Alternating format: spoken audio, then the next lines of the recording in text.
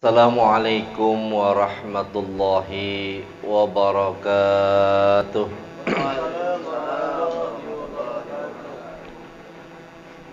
Alhamdulillah. Alhamdulillahilladzi bi ni'matihi tatimmus shalihat wa bihadzihil haflati tanzilul barakat. Wassalatu wassalamu ala sayyidina wa maulana Muhammadin sayyidis sadat wa ala alihi wa ashabihi ahlil fadli wal karamat, amma ba'du. Qala Allah ta'ala fi kitabihil karim, a'udzu billahi minasy syaithanir rajim. Bismillahirrahmanirrahim. Wa ma arsalnaka illa rahmatan lil alamin. Wa qala aidan fi ayatin ukhra, kuntum khaira ummah ukhrijat lin nasi ta'muruna bil ma'ruf wa tanhauna 'anil munkar wa tu'minuna billah ila akhiril ayah. Wa qala an-nabiy sallallahu alaihi wasallam, man ahya sunnati faqad ahabbani wa man ahabbani kana ma'i fil jannah. Shadaqallahul azim wa sadaqa rasuluhun nabiyul habibul karim wa nahnu ala dhalika minasy syahidin wasyakirin walhamdulillahi rabbil alamin. Hadratul mukarramin wal muhtaramin, para alimil ulama, para asatiz, para tokoh masyarakat di lingkungan setempat, wabil khusus yang sama-sama kita hormati ad-da'i ilallah sahibul fadilah wa sa'adah Kiai Haji Hamdan Fauzi SPDI, pimpinan Pondok Pesantren Darul Quran Al-Busra Karawang.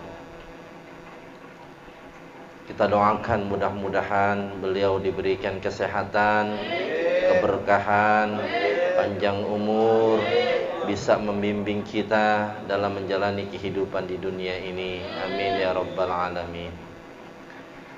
Sahibul majlis Al-Mukarram Bapak Haji Tanwirul Hadi beserta keluarga dan jamaah yang sudah menerima kita dengan persiapan yang begitu istimewa dalam rangka kegiatan Maulid Nabi di tempat atau di kediaman beliau. Mudah-mudahan segala apa yang telah beliau keluarkan beserta jamaah, baik itu tenaga, moral, material, semuanya menjadikan catatan amaliyah ibadah di sisi Allah Subhanahu wa taala. Dan insyaallah kita berdoa mudah-mudahan kita semua termasuk umatnya Nabi yang bukan hanya cinta tetapi betul-betul dicintai oleh Rasulullah, dan nanti semoga kita mendapatkan syafaatnya pada hari kiamat. Para undangan yang mungkin hadir dari berbagai tempat yang tidak dapat saya sebutkan, namun insyaallah tidak mengurangi rasa hormat dan takzim saya. Hadirin jamaah majlis maulid yang dirahmati Allah, syukur kita panjatkan kepada Allah atas segala kenikmatan yang telah diberikan, baik itu nikmat iman, Islam, sehat walafiat dan panjang umur. Sehingga dengan segala nikmat tersebut, alhamdulillah, dengan izin Allah, malam ini walaupun tadi suasana menjelang maghrib atau menjelang isya itu hujan turun ya, tapi alhamdulillah ba'da isya semua reda dan kita bisa hadir di tempat ini dalam rangka memenuhi undangan sahibul majlis melaksanakan kegiatan Maulid Nabi baginda Nabi Muhammad sallallahu alaihi wasallam sebagai tanda cinta kita, tanda hormat kita, tanda sayang kita kepada Rasulullah sallallahu alaihi wasallam, dengan harapan kita semua insyaallah berharap akan mendapatkan syafaatnya nanti sebagai penolong kita di hadapan Allah Subhanahu wa taala. Salawat dan salam semoga selalu tercurahkan kepada insan pilihan, teladan kita hingga akhir zaman, baginda Nabi Muhammad sallallahu alaihi wasallam. Mudah-mudahan kita termasuk umatnya yang nanti akan mendapatkan syafaatnya pada hari kiamat nanti. Amin ya rabbal ahlan wa sahlan. Syukur alhamdulillah malam ini kita bisa hadir di kediaman Shahibul Bait. Mudah-mudahan duduknya kita di sini jadi catatan amaliyah ibadah kita. Hadirin jamaah sekalian yang saya hormati, kalau malam ini saya diminta untuk menyampaikan kalimatut tausiyah atau mau'izah hasanah sebagaimana yang disampaikan oleh pembawa acara, sebetulnya rasanya saya kurang pantas begitu. Karena sesungguhnya saya nanti takut jadinya menggarami air laut.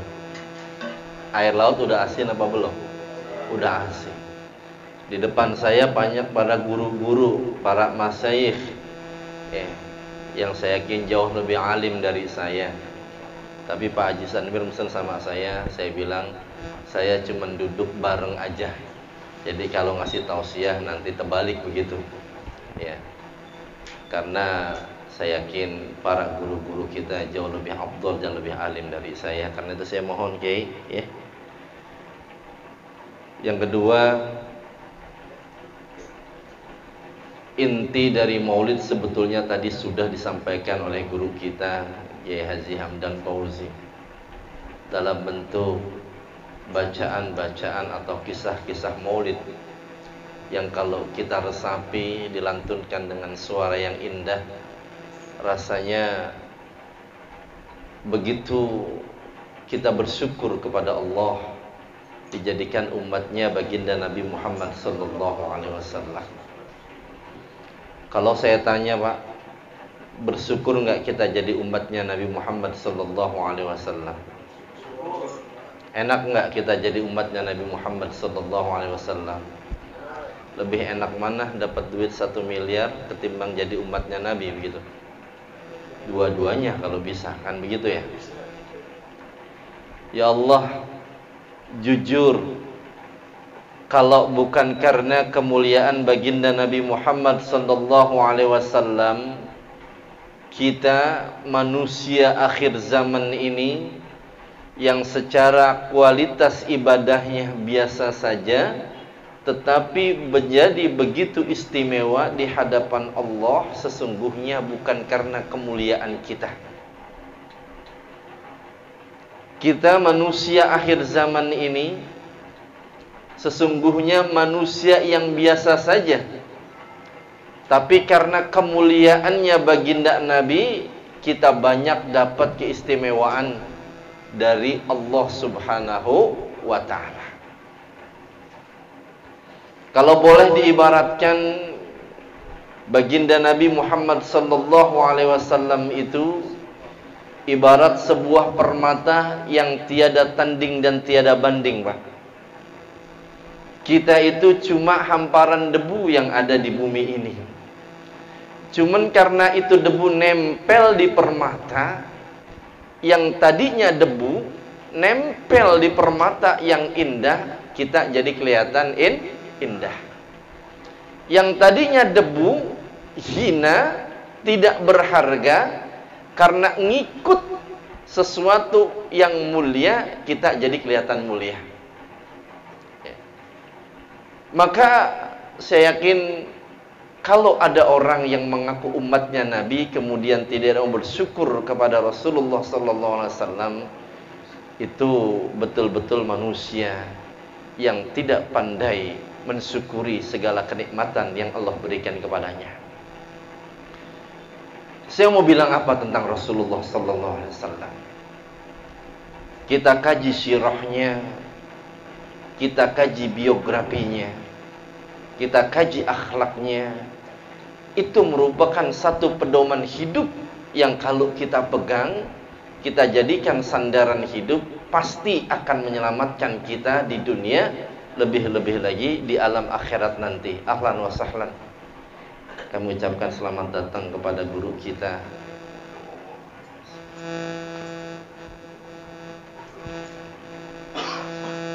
Sampai di mana tadi saya? Lupa saya. Kalau kita mengkaji Rasulullah SAW dari segala sisi, saya yakin tidak banding dan tidak ada tandingannya.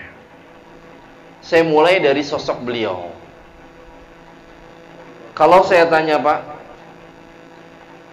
sering kita digambarkan atau diceritakan oleh guru-guru kita, siapa manusia yang paling tampan dan ganteng di dunia ini? Tentu jawabannya bukan saya, begitu kan ya? Siapa manusia yang sering digambarkan dengan ketampanannya di Al-Quran atau mungkin dikisahkan oleh guru-guru kita? Dialah Nabi Yusuf alaihissalam.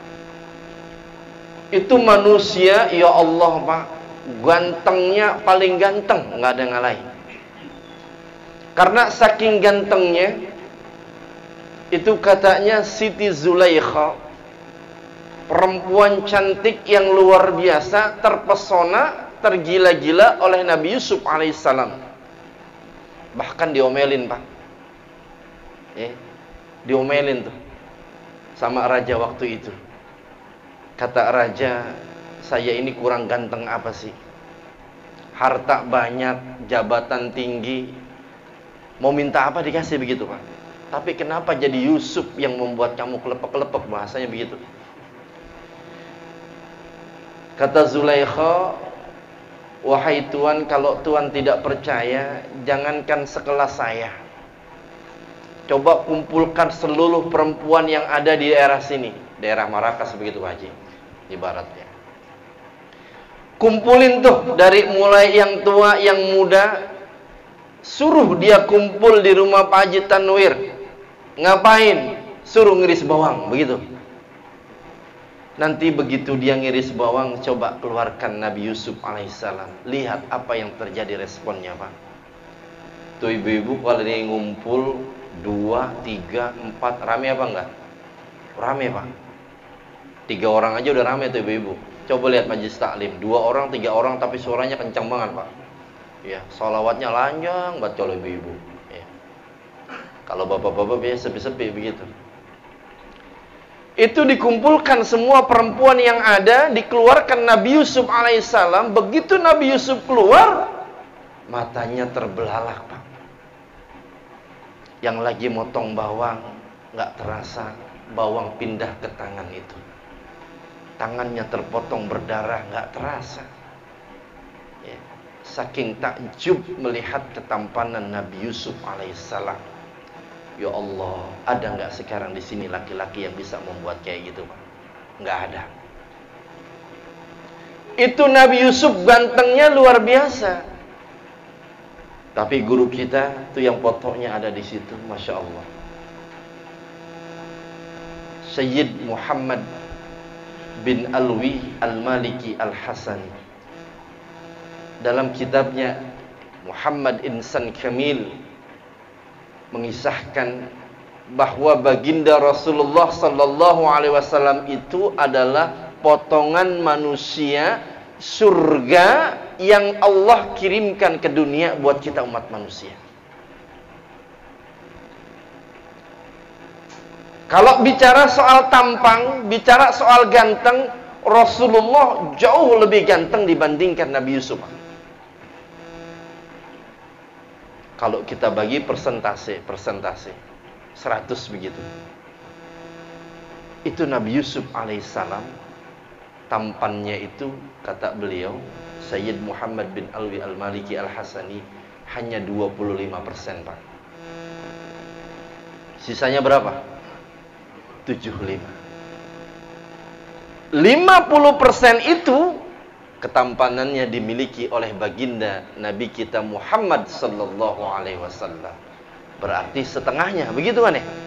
25 sama 50 banyakkan berapa? 50 dong. Lalu pertanyaannya, kok kenapa Nabi Yusuf yang 25% ketika dia hidup, dia berjalan, dia ada di muka bumi, setiap orang yang melihat, terutama perempuan, itu langsung jatuh hati, langsung terbuai, langsung tergila-gila karena ketampanannya. Tapi Rasulullah baginda Nabi kita Muhammad sallallahu alaihi wasallam tidak seperti itu. Itu kata beliau, Karena hijab penutup. Dari 10 penutup yang ada di wajah Nabi Yusuf itu, Allah buka 9 di dunia, Pak. Makanya begitu orang melihat langsung takjub dan kagum. Tapi baginda Nabi Muhammad sallallahu alaihi wasallam itu dari 10 hijab wajahnya, Allah baru buka 1 di dunia. Tapi nanti di akhirat umatnya yang ketemu, Allah akan buka 10 hijabnya wajah baginda Nabi Muhammad sallallahu alaihi wasallam. Maka ganteng enggak Rasulullah? Tampan enggak Rasulullah? Sisanya berapa tuh jadinya? 25%. Kan 25 diambil Nabi Yusuf, betul. 50 Rasulullah. 25 buat siapa? 25 itu buat kita, 2 miliar manusia yang ada di muka bumi ini. Makanya jangan sombong, Pak. 25 dibagi 2 miliar, berapa persen itu kira-kira? Kali aja deh. 0,0, ya. Ada yang kadang-kadang kelihatannya cakep, hidungnya ke dalam, Pak. Betul nggak? Ada yang hidungnya mancung, badannya pendek. Ada aja kurangnya. Kenapa banyak kurangnya? Wajar. 25% dibagi 2 miliar penduduk yang ada di Makanya orang Indonesia kalah sama orang Jerman tingginya. Betul apa enggak? Iya. Coba kita kalau pergi haji ke Arab itu, kecil apa gede kita? Main bola sama Australia kemarin, Pak. Kalah tinggi kita. Kenapa? Wajar lah. 25% dibagi-bagi. Indonesia kebayang segitu udah bersyukur. Itu Rasulullah, Pak. 50% gantengnya luar biasa. Tapi hijabnya dibuka oleh Allah di dunia baru 1. Nanti kalau kita kumpul ya, bersama beliau di akhirat, di surganya Allah, baru di saat itulah kita akan terkagum-kagum. Masya Allah. Ini yang disebut dengan insan kamil. Ini yang disebut dengan istilah basyarun, manusia biasa. Walaysa kal basyar, tetapi dia berbeda dengan kita dalam hal kebiasaannya.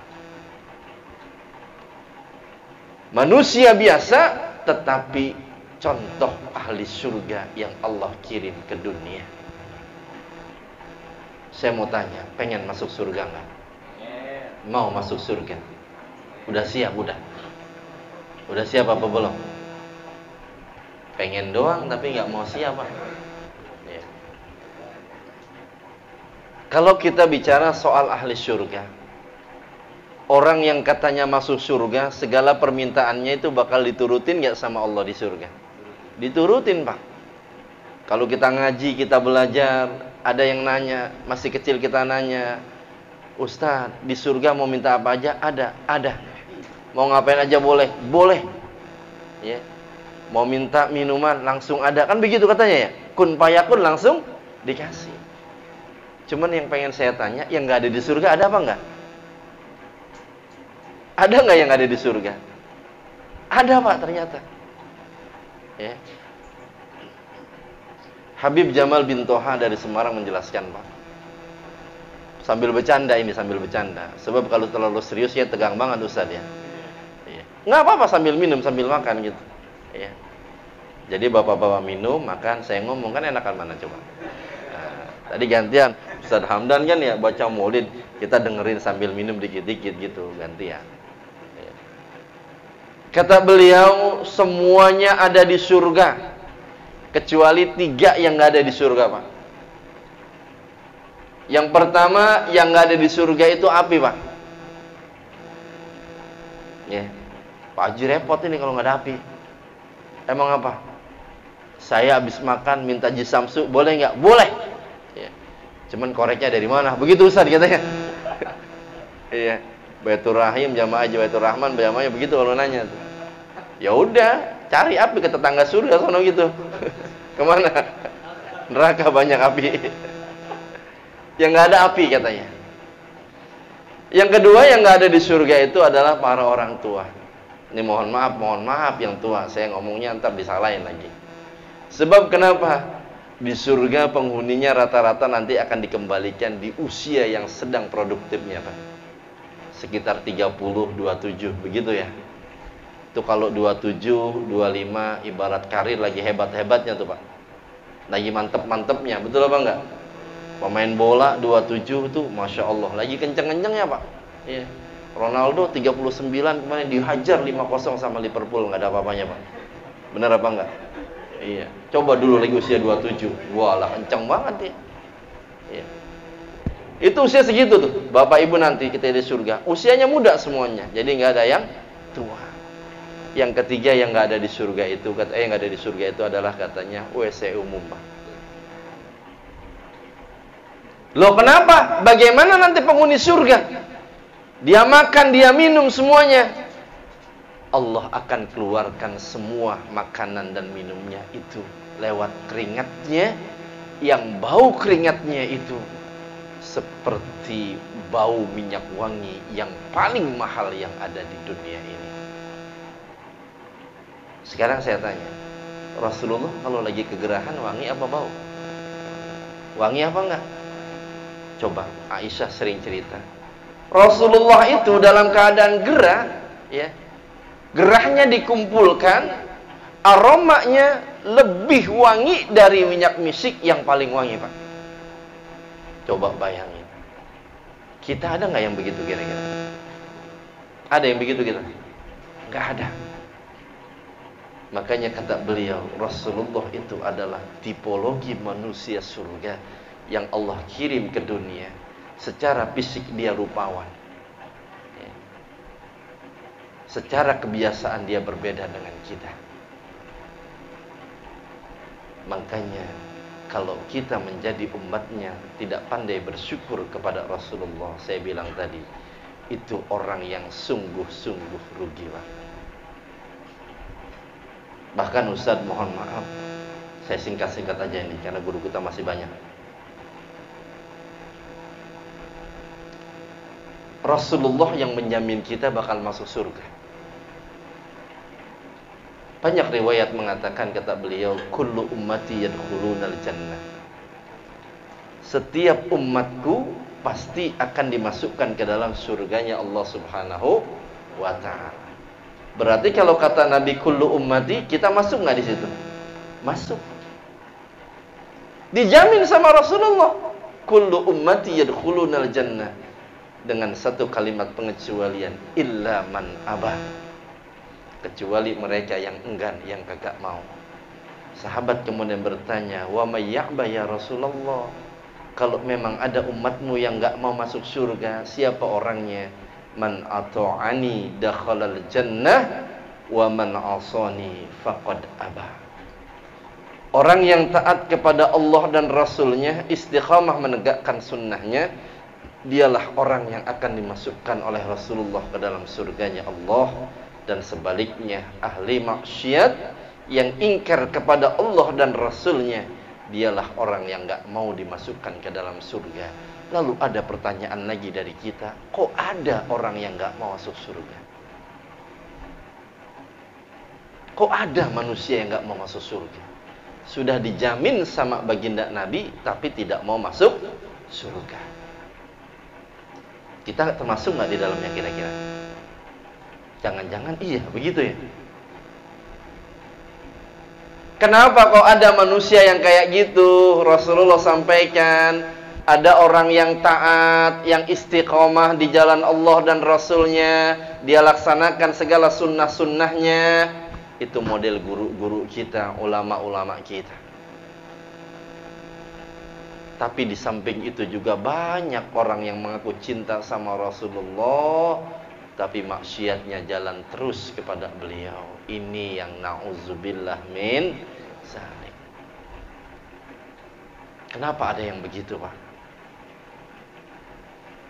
Ada orang, Pak, di kampung saya, ya, bukan di sini, bukan Pak Kiai, di kampung saya. Itu kalau ayah ke majelis, ke masjid, ke tempat-tempat zikir dan sholawat, kakinya berat banget katanya, Pak. Berat. Tapi kalau ke majelis konser, ringan banget kakinya, Pak. Ya. Suka nanya tuh, kenapa ya Ustadz ya? Kok jalan ke surga gratis, enak, adem, tapi kaki berat banget begitu, Pak? Tapi kalau kalian ke neraka kayaknya biar kata membayar gitu Pak, ngantri mau dilakonin.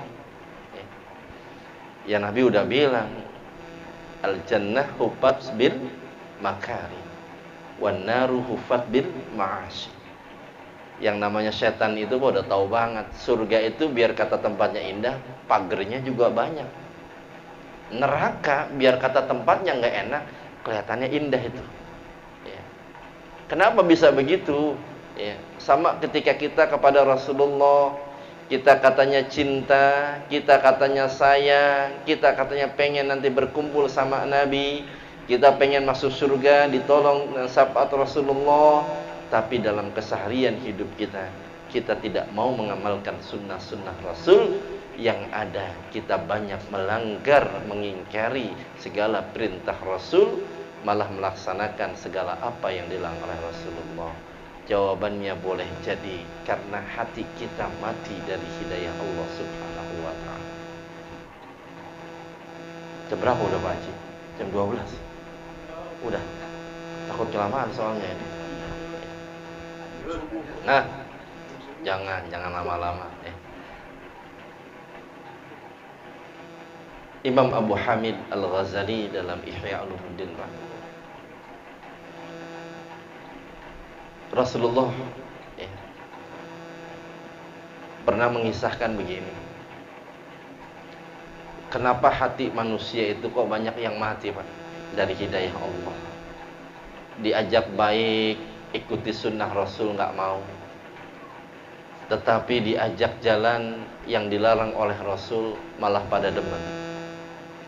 Diajak ke surga nggak mau, tetapi diajak jalan ke neraka itu banyak yang mau. Satu katanya boleh jadi karena banyak di antara manusia akhir zaman ini banyak yang memakan makanan yang haram, baik itu zatnya ataupun prosesnya Pak. Ya Allah, zaman sekarang Pak, kadang-kadang orang suka banyol tuh, tahu bahasa Betawi banyol. Ustaz, jangankan nyari yang halal, yang haram aja zaman corona itu susah banget katanya. Ya Allah, begitu Pak. Ada nggak yang ngomong begitu? Banyak ya? Banyak. Padahal kata Allah, kulu mimma fil ardi halalan thayyibah. Makan segala sesuatu yang Allah berikan di muka bumi ini, makanan yang halal lagi baik. Halal zatnya, halal prosesnya. Tapi banyak orang nggak mesti halal, yang penting kenyang begitu Pak. Ya. Pengen cepet jalan pintas, kan begitu ya? Pengen cepet jalan pintas diambil, nggak mikirin gitu akibatnya. Nah itu mungkin boleh jadi saat ini manusia akhir zaman, ya, kita diantaranya, kalau kita kurang hati-hati dalam hal menjaga makanan-makanan yang masuk ke dalam tubuh kita, maka nanti hati kita akan mati dari hidayah Allah. Kalau hati kita sudah mati dari hidayah Allah, maka kita akan berat untuk mengikuti jejak atau sunnah-sunnah Rasulullah. Maka dalam kesempatan maulid ini sebetulnya saya sedang menunjuk diri saya Pak. Saya sedang nasihatin diri saya. Sebab kalau ngajak guru-guru saya berat rasanya. Kita cinta sama Nabi, kita mengaku umatnya Nabi. Kalau memang kita cinta kepada beliau dan kita mengaku umat beliau, jaga segala apa yang kita makan itu dari sesuatu yang haram, dari sesuatu yang tidak baik, baik zatnya maupun prosesnya. Agar apa? Kalau itu masuk ke dalam hati kita, ke dalam badan kita, makanan-makanan yang bersih, makanan-makanan yang halal, makanan-makanan yang baik, maka insya Allah tubuh kita, wabil khusus hati kita juga akan menjadi baik. Kalau hati kita baik, hati kita bersih, mudah langkah kita untuk melaksanakan segala perintah Allah dan Rasulnya.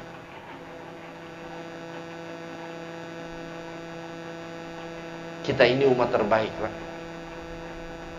Allah katakan kuntum khairu ummah ukhrijat linnas. Umat terbaik yang pernah terlahir di muka bumi ini. Apa kriterianya? Ta'muruna bil ma'ruf. Kita selalu melaksanakan kebaikan-kebaikan, wa tanhauna 'anil munkar. Dan kita diperintahkan oleh Allah untuk meninggalkan segala kemungkaran dalam hidup ini. Wa tu'minuna billah, dan berimanlah dengan sebaik-baiknya kepada Allah Subhanahu wa taala. Insyaallah kalau ini kita jaga dalam keseharian kita, kita jaga diri kita, kita jaga keluarga kita jaga jamaah kita, insyaallah saya yakin Pak, bangsa kita ini bakal berkah. Bangsa kita bakal berkah. Kalau sudah berkah Pak, orang kalau sudah hidupnya berkah dijamin sama Allah, maka segala langkahnya di dunia ini insya Allah akan terarah. Dunianya dia dapatkan, apalagi nanti di akhirat. Ya, karena itu momentum Maulid Nabi, mari sama-sama kita jadikan sebagai sebuah sarana muhasabah, menjaga diri kita, menjaga keluarga kita dari sesuatu yang tidak baik, agar kita bisa menjadi orang yang baik, meneladani Rasulullah, baik itu sirahnya, baik itu akhlaknya, baik itu segala tingkah lakunya dalam hidup kita, sebagai bukti cinta kita kepada Rasulullah sallallahu alaihi wasallam. Ini mungkin sedikit kalimat tausiyah yang bisa saya sampaikan pada kesempatan kali ini, karena masih banyak guru-guru kita yang lainnya yang lebih pantas untuk menyampaikan kalimat tersebut. Ya, kayaknya saya nggak pantas kalau banyak-banyak ngomong di tengah para guru yang lainnya, karena nanti kita dengarkan mungkin nasihat dari guru kita yang lainnya. Saya hanya sekedar pengantar saja, membuka saja di hadapan para guru kita. Kalau ada hal-hal yang kurang berkenan, saya mohon dibukakan pintu maaf yang seluas-luasnya. Hadanallahu wa iyyakum ajmain. Assalamualaikum warahmatullahi wabarakatuh.